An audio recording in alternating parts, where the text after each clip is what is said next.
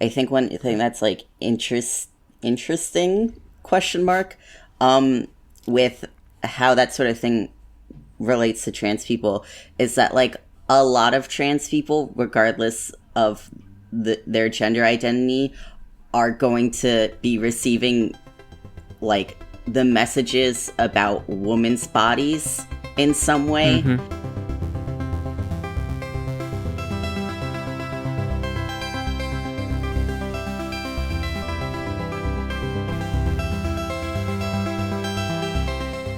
Content notices for this episode include mentions of transphobia as well as eating disorders and diet culture.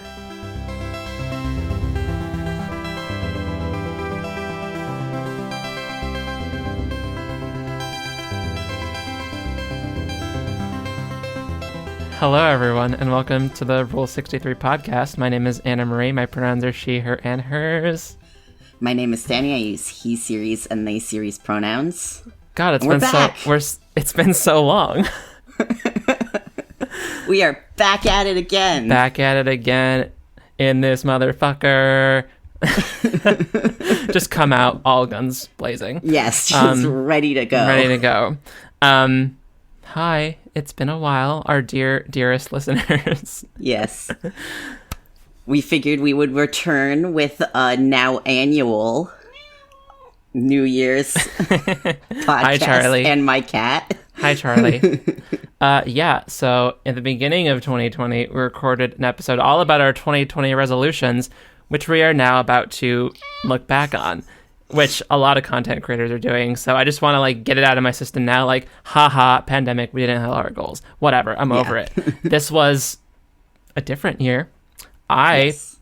I'm very lucky and privileged to say that I was basically thriving this year. I don't know about you, Daniel Jean.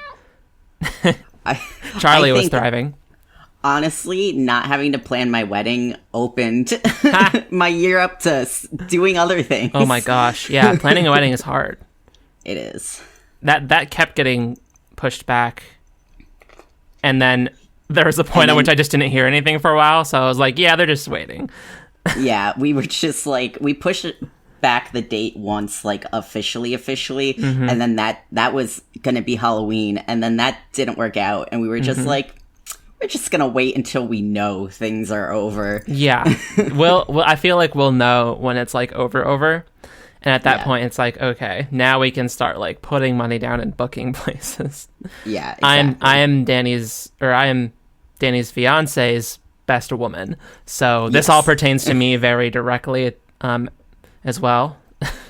Yeah. So yeah, I very much look forward to your wedding. It's going to be a banger, but we're looking back, not forward. So yeah. I actually went back and re-listened to our 2020 resolutions episode, which was like episode 5 or 6 of the podcast. So that was it was pretty weird and early. So we can just get into it. Yeah. I like to establish a annual theme instead of like a whole lot of like a list of 10 resolutions for whatever.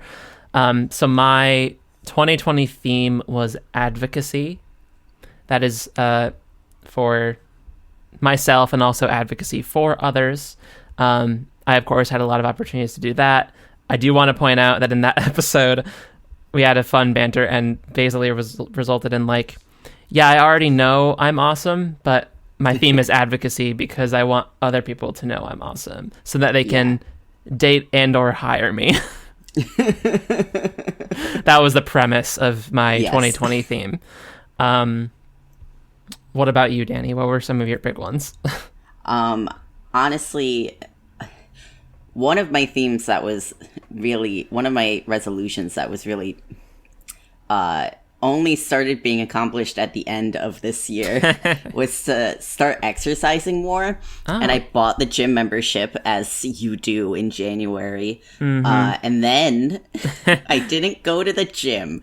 Why not, Danny? Why didn't you reach your goal? Wow. But I started in like fall doing like daily hikes and walks and stuff and being outdoors. Now it's kind of cold, so you have to find new ways to adapt. Yeah, I mean, I used to do like 30 minutes of cardio a day, but then I switched to just like going on walks, so my calorie output was like a bit lower, but I came around. I definitely have those quarantine pounds, but fuck it, it's 2020. Yeah. And who didn't? Honestly, the walks have been so nice for like my writing goals.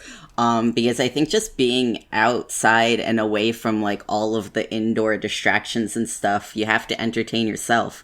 And then your brain just starts working over stuff that's been sort of in the background before. So that's been really nice. And writing goals were like my other biggest goals last year. Yeah, how are your writing goals? So last year, I said that I wanted to have the thing that I wanted to send out like done and at that point, even if I hadn't sent it out yet. I did not hit that goal. Well, however, I got to the point that I see that in my sights. Like to the point that it is not a goal for this year that it will be complete. It is a fact that it will be complete this year. So I think it's really helpful with things like, time limited goals and resolutions is that making progress towards the goal is what you're making those goals and resolutions for. And if you don't hit it by the deadline that you set, like you haven't failed your goal and resolution, because you're setting timelines to keep yourself accountable. You don't have to literally actually hit that timeline to have succeeded at something. Yeah, you made the timeline so that you would do it. Like, if you didn't make the timeline, you would not have done it at all. Or if you had set the timeline to half of what it would be, maybe you would have accomplished half. So, yeah, I try to think of it the same way. Like, these are all self-imposed. Like, the point is to chip away at it. Yeah, and I definitely made a lot of progress in, like, it's fallen into place in the ways it needed to actually work as a story. And I have done the work I needed to do in terms of, like, I hadn't looked hard into industry stuff that's going on for a long time, and especially with 2020, a lot of industry stuff changed with publishing.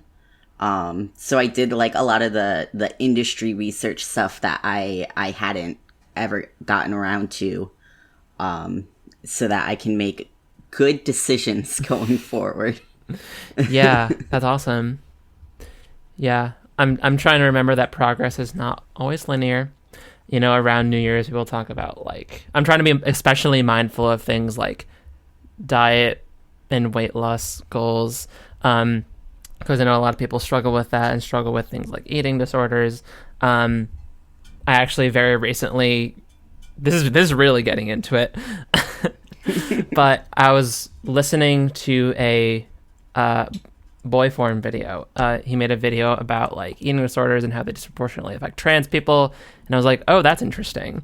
And I went ahead and read the paper that he cited and was reading along with it, and I read through and found some patterns that I recognized myself as having done, and I was like, oh, I never thought of those as having an eating disorder. I just thought of those as like things I did to lose weight.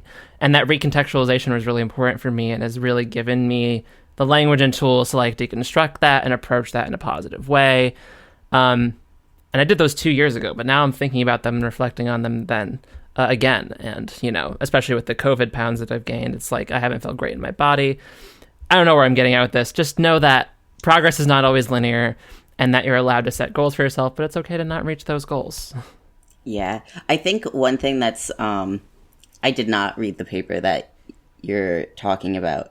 I think one thing that's like interesting question mark, with how that sort of thing relates to trans people is that like a lot of trans people, regardless of their gender identity, are going to be receiving like the messages about women's bodies in some way, because at least if you stick to like binary quote unquote trans people, like trans men still got a nice little upbringing in all that messaging, and trans women are obviously incorporating it as women. So it's like, either way, congratulations. Apparently misogyny hurts men. Apparently. Haven't you heard? And like, it's also, I know personally, when I was losing weight and dieting in not necessarily a healthy way, surprise, there's no healthy way to diet. Ooh. Hot take. I know it was before I was trans, and looking back at before I was trans, whatever. We know what you mean. And looking back at it, the types of things I was thinking about my body and like my goals and like what I was trying to minimize were all related to my dysphoria. I just didn't think of it as dysphoria at the time. Yeah. Because if you want your body to look like a certain shape, that's a part of it. That's a part of the thing, the trans thing. And it's impossible to ignore, that sort of stuff. Yeah. But I feel like eating disorders are not really a thing that's talked about a whole lot. Or maybe I'm just not in those spaces. I don't know. It's hard to say, like, oh, it's not talked about. Like, I don't freaking know. For all I know, it's talked about all the time. I'm just not on trans Twitter as much. I think they get talked about only sort of in the most extreme iterations, Yeah. And I'm not sure that we are having a conversation as a community about it affecting us specifically. I know there definitely are communities that are having that conversation, but I'm not sure I've seen a lot of it in a trans context myself. Yeah, which is shocking because the statistics in that paper were like, I don't want to give you the wrong numbers. Maybe I can put it in the show notes. But it's something like 1 of every 7 trans people, but like 1 of every 100 something for like cis white men. Yeah, and that makes sense if you're somebody who's in a position where you're paying a lot of attention to your body. Oh yeah, like if you're constantly scrutinizing yourself. Yeah. Yeah. You're absolutely right. Resolutions. do you was have a tangent. Yeah, we went. It just happens around I'm always thinking about eating disorders a lot around the holidays because everybody, and also this year has been so bad because everybody's like, "Oh, I'm getting that quarantine weight. I'm gonna have to lose that quarantine weight," and I'm like, "Oh my god! Please stay the fuck away from me. Please stay 6 feet away from me with that bullshit." Yeah. Or else, God, I don't need to hear any of that. And like some of the like people trying to send better messages about that are still doing it in a really misguided way. Like you should be understanding about gaining weight, like when we're all going through this great stress, and it's like, no, it just doesn't matter. No, it just doesn't matter. You shouldn't have cared about this before, and you should not care about this 5 years from now when this is over. Yeah, you should just erase that from your vocabulary. Yeah, you should pay attention to if you're like stress eating because of all of this, and that's sort of like unhealthy eating patterns, but not the weight. The weight is not what matters. The weight's never what matters. It's a number. Yeah. Yeah. One of the many weird things about this pandemic. So my 2020 initial resolutions did include a few things, one of which was publishing my first author paper, which still hasn't happened. So obviously there was a few months at which, we couldn't go into the lab, or I couldn't go into my research lab to do my research, my science stuff, if you will.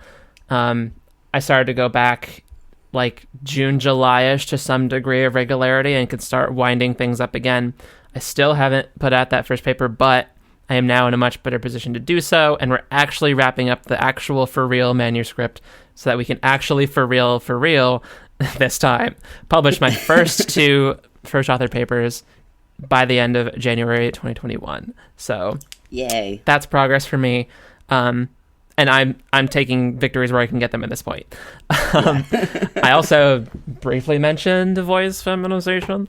I've gotten to the point where I'm kind of comfortable with my voice. Like, I'd like it to be a little more womany, but maybe that's something I can do in 2021. I did not actively pursue that at all this year.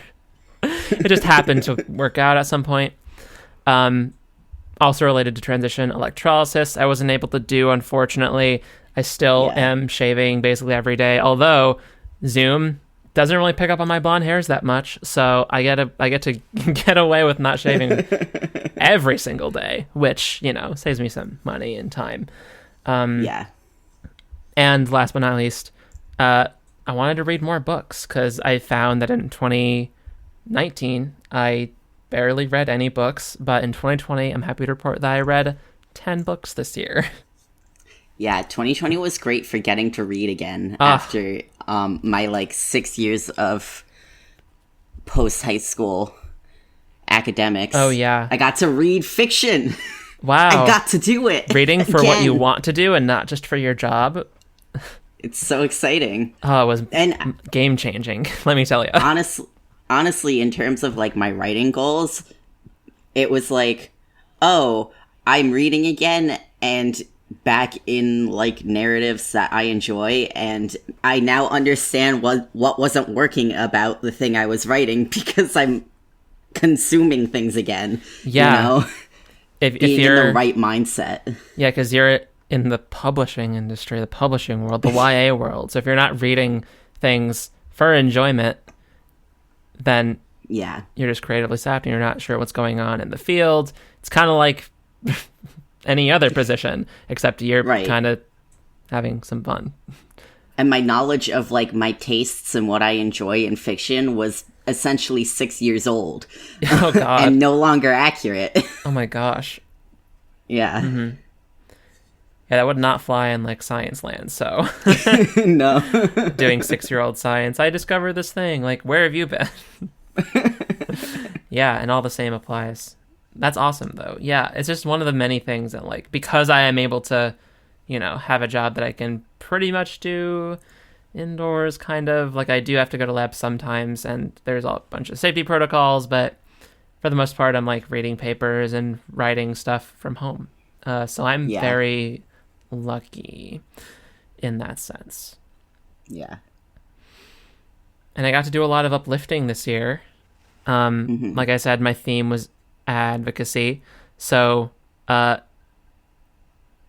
me, I was actually able to get a brief or 1 semester teaching job. So that's a fun story. Ooh. I don't know if I talked about this on the podcast. I might have, but because we were recording episodes until September-ish. I can't remember. But basically because of COVID and all the professors that were busy adapting their courses to be online, they basically were a little short-staffed in my department. So I put myself out there and was hey, I have a certificate in instruction now, and I'm really interested in being hired as a teaching faculty after I graduate. So maybe we can help each other and I can get some teaching experience and you can let me teach a course of yours. And they ended up doing that.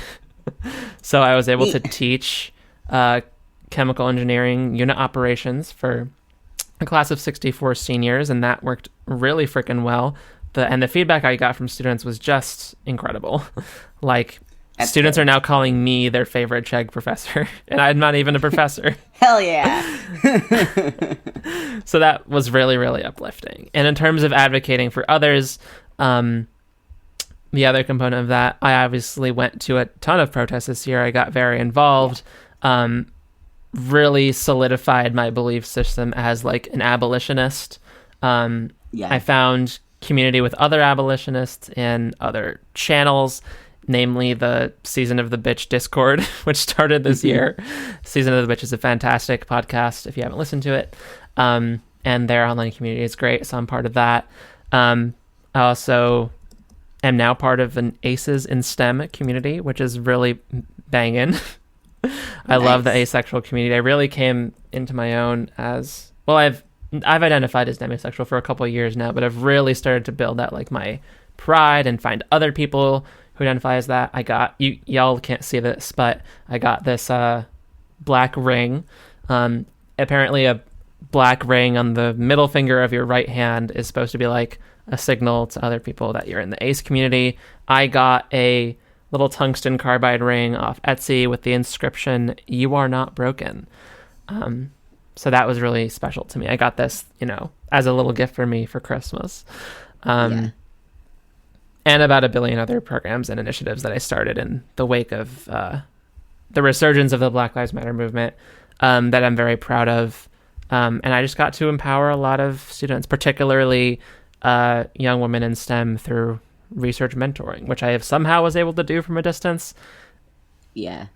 The point is, I'm very satisfied with my 2020 goals, and I actually kind of met them, but I also kind of lowballed my goals and was very vague with saying advocacy, because the situations kind of arose for themselves, and I just sort of caught on the bandwagon and rode it successfully.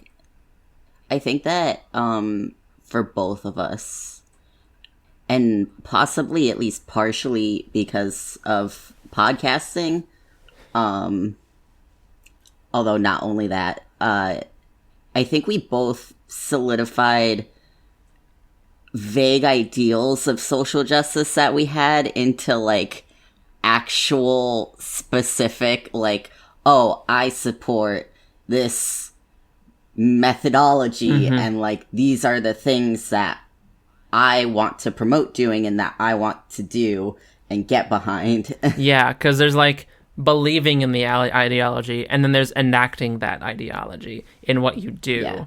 I've really like pinned down my teaching philosophy as like, I call it abolitionist engineering education, and that term may be flexible or may change, but right now that's how I sort of envision what I like to do, which is that my teaching is based in like restorative justice.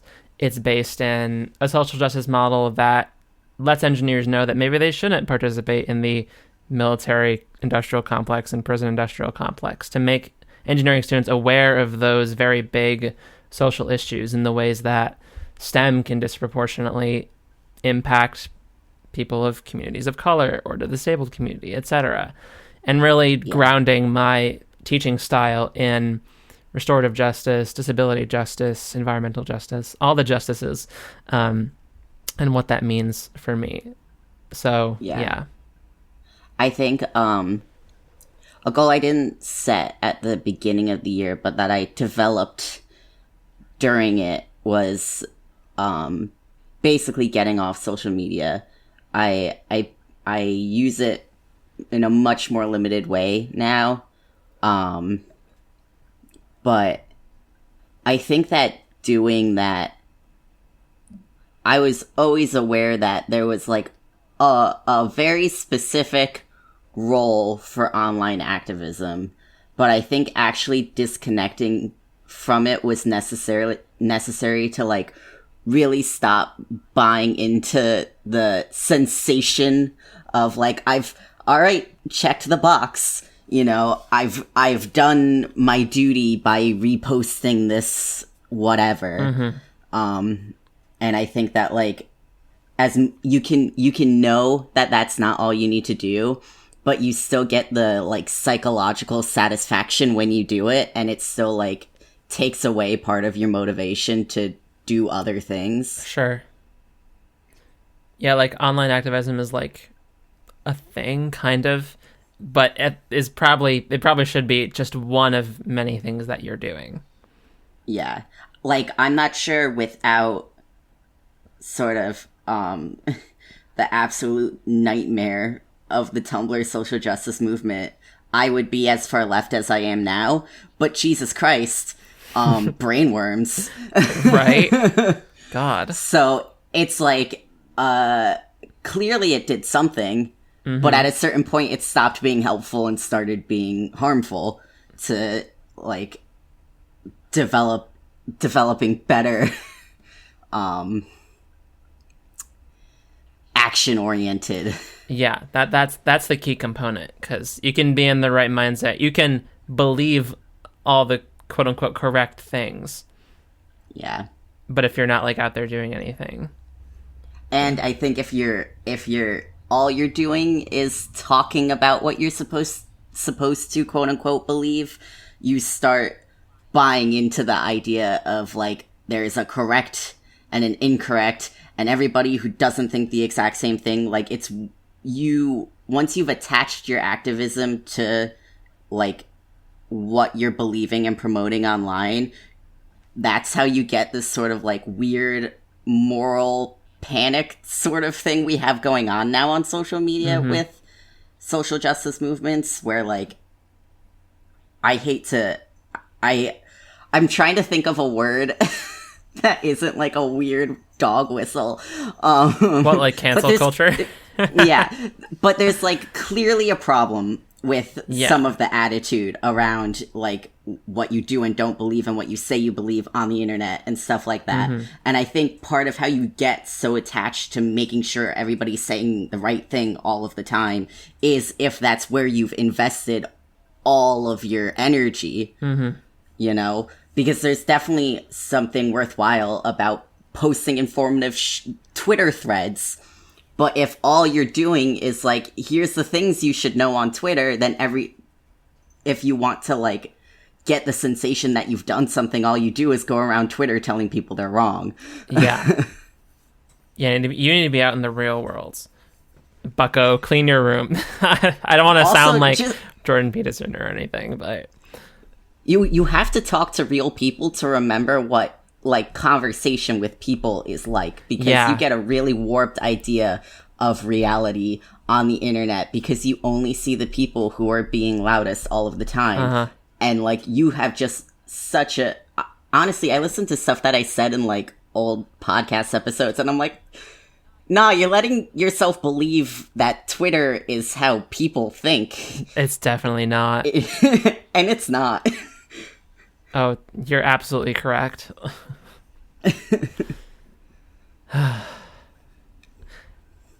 If only for the purposes of like grounding yourself and being like, if really your activism is like posting the right things and changing minds, it's good to ground yourself in what like normal everyday people believe, because you know the online quote unquote left, if you can even treat it like a cohesive anything, has definitely grown, but it's still like a substantially small portion of the population. So yeah, and I think like when you're trying to change people's minds online, the people whose minds you can change are not the ones who are making posts. And so like if like the people posting all the shit you don't agree with aren't the people whose minds that you can actually change. So you need to know what the people who are being quiet think in the normal real world as they're scrolling through it and saying nothing, because those are the only ones that like you're going to reach by saying anything. Yeah. I like to remember that most people are not hateful, they're just ignorant. Most people just like don't know about stuff and they are afraid to just have an opinion on it. I'm a strong believer in Red, Wine, and Blue and groups like that.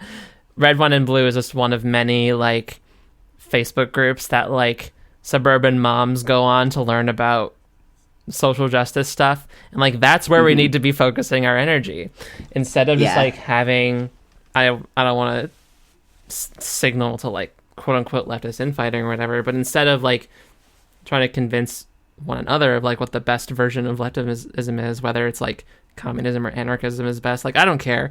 I mean, there's such a small niche portion of the larger political conversation, and I would rather be like here's what I think about, like, just as an example, transphobia. We paint out homophobia and transphobia as being fought by like queer and trans people on one side, and then like the classist notion of like white hicks on the other side, and like think of the Taylor Swift music video of just like people with misspelled signs, like and losing teeth.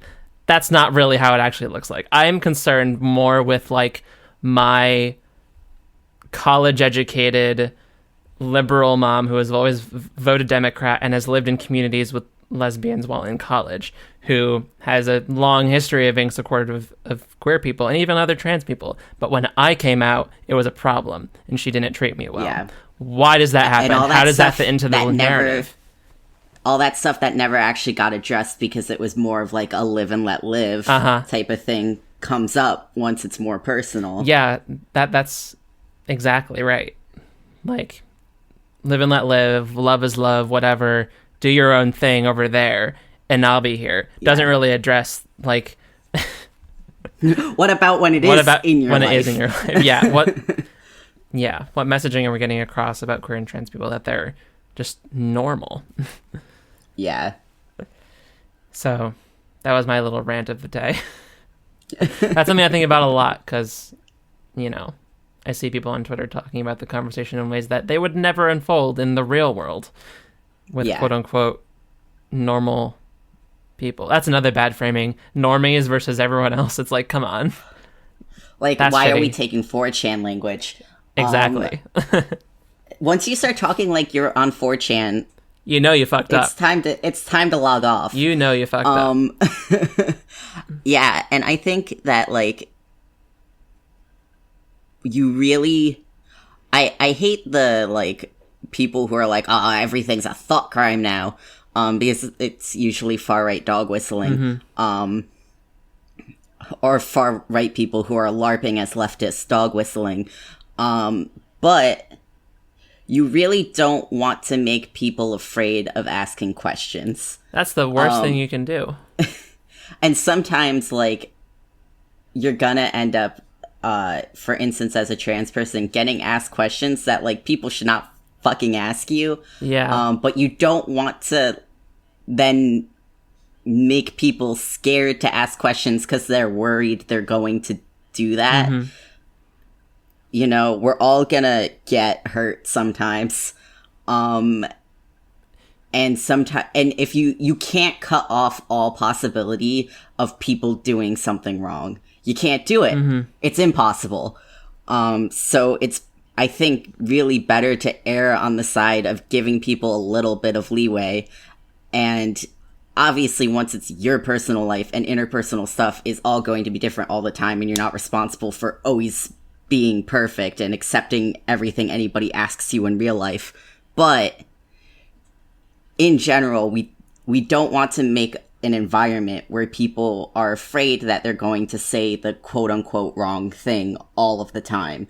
We want people to be thoughtful about how they talk, but I think we're really leaning into afraid, you know?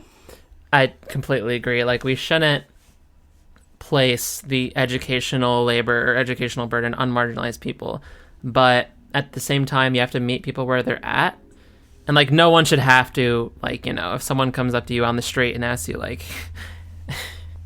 a random question that you don't want to answer about like your sexuality or gender or race or whatever, you don't have to answer it. But I like to lean on the side of being like, here's some resources that might be helpful. Now can I carry on my merry way? Also, the context can be completely different. If it's like someone on the street versus like a friend or family member asking you, you really have to take it like case by case. But yeah, I mean, if people are like, you have to meet people where they're at. And if I support trans is where people are at, then you just kind of nudge them the right way. Yeah, and I think the anonymization on the internet starts making you lean into, like, this is always how you should behave in a situation, when in actuality, like, everything's going to be down to, like, the specific environment that you're in and your specific relationship to this other person and, like, so many other factors. You really can't make the declarative statements that you want to. Debate me on Twitch, Danny. And like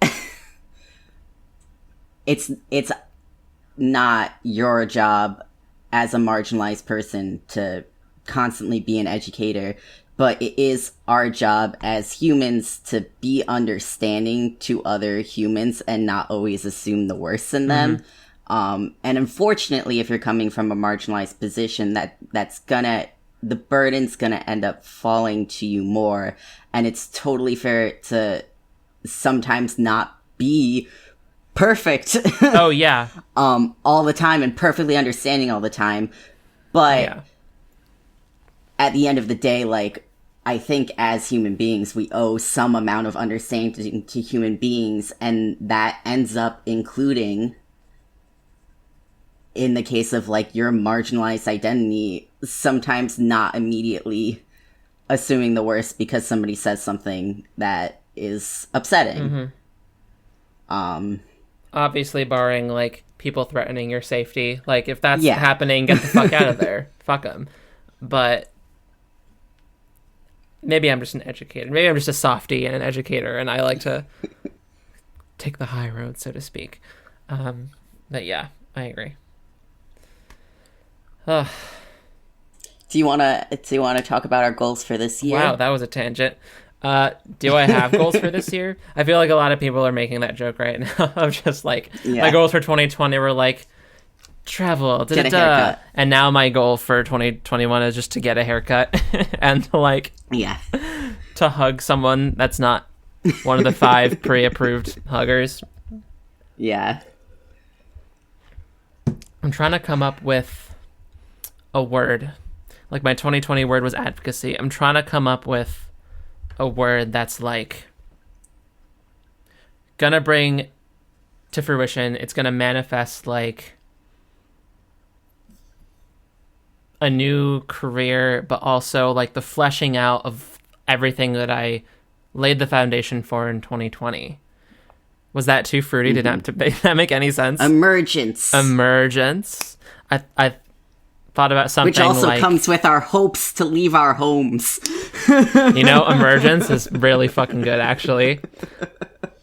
And I was initially thinking of something like rewrite or something. I heard a quote recently that's now my phone background. It's rewrite the stories you told yourself before you knew yourself. Mind blown. I recently came to the realization also that I want to get married someday. I won't go into how I came to that realization, but it's something that was like earth-shattering for me. And I just want to reaffirm my commitment to myself and like try to cultivate the love that I want to bring to the world and also the love that I want to give to my future partner.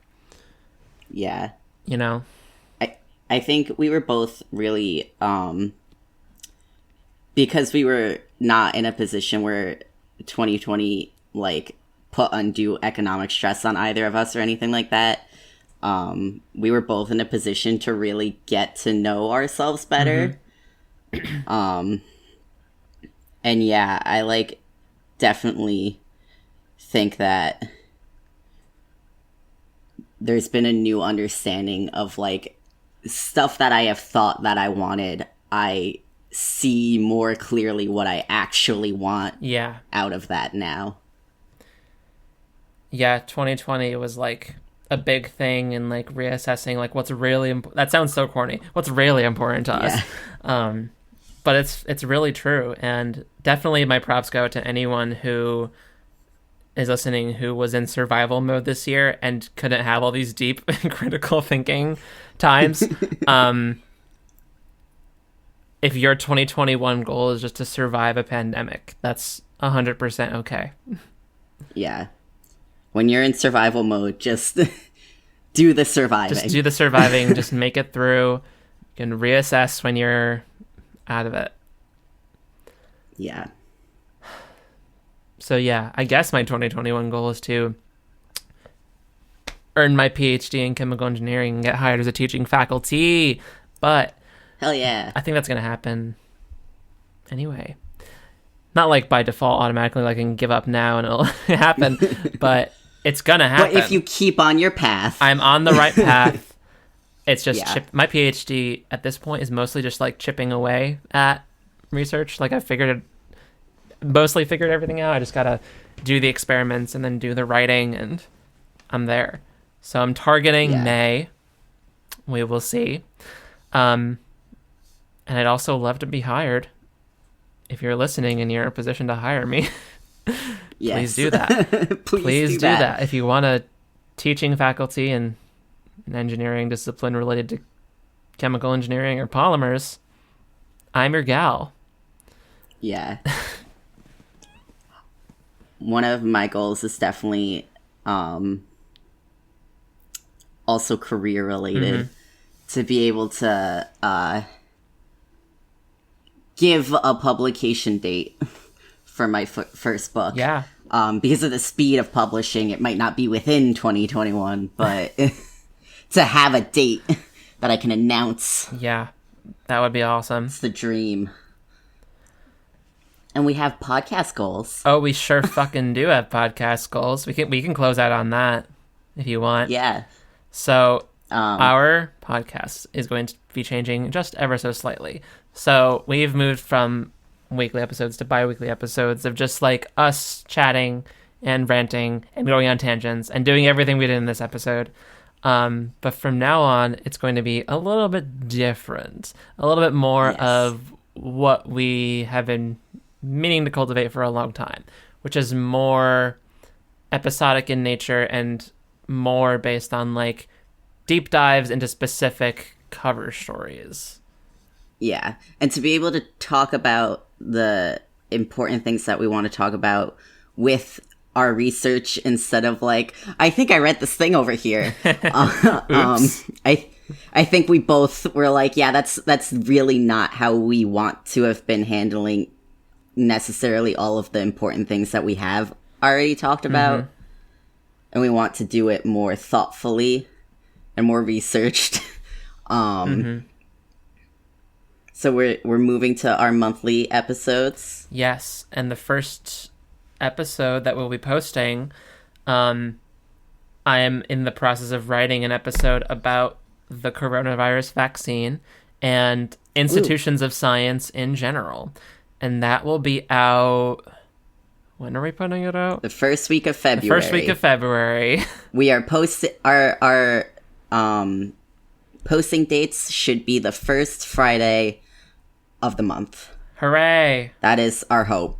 That is what we're shooting for. Hooray. So look forward to more, even better content from the two of us. Yes. If you want to support us in our work, we still have the Patreon that's up, so you can sign up for that now if you like, or at any time. That is patreon.com/rule63. That's 63 as the numerals. Rule 63. Yes. Hell yeah. We just revamped our tiered reward system, which will of course include bonus content and live streams with us, so you can get conversations with us if that's something you're interested in. Anything else, Danny? You can follow us on social media, Twitter, Instagram, Facebook, wherever. Wherever you want. Wherever you want. All our social media links will be linked in the show notes. They are also linked through our website, which is therule63podcast.com. Again, that's also the numerals, so 63 there. And of course, you can leave us a review on Apple Podcasts, and follow us on Spotify and subscribe on Apple Podcasts, and share this podcast with whoever you think would be interested. I know we're going through a bit of a slight shift in how we do things, but we have a huge backlog of other talky conversationally podcasts, which you might find interesting and other people might find interesting. So give us a share, and we will see you with a new format in the first Friday of February 2021. Hell Baby. yeah. It's going to be a good year. We're going to hug each other. We're going to manifest. At some point. We're going to manifest a better year for ourselves. Yes. Awesome. Well, thanks for listening, everyone. Bye. Bye.